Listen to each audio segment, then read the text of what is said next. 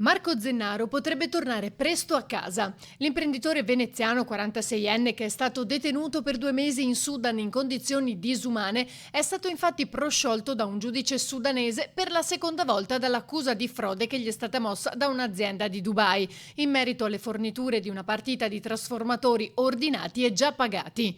Questa sentenza respinge così al mittente le accuse e al contempo lascia poco spazio alle ragioni della ditta di Dubai, che ora avrà 7 giorni di tempo per fare appello prima che la sentenza passi in giudicato e sia archiviata definitivamente. La stessa sorte era accaduta con la prima accusa, quella che è costata la detenzione a Zennaro, rivoltagli da un fedelissimo delle milizie ribelli sudanesi.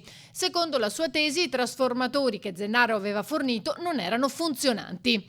Il giudice però ha dismesso la causa, ritenendo che il miliziano non avesse voce in capitolo nell'affare e che quindi non potesse interferire nella trattativa da terzo incomodo.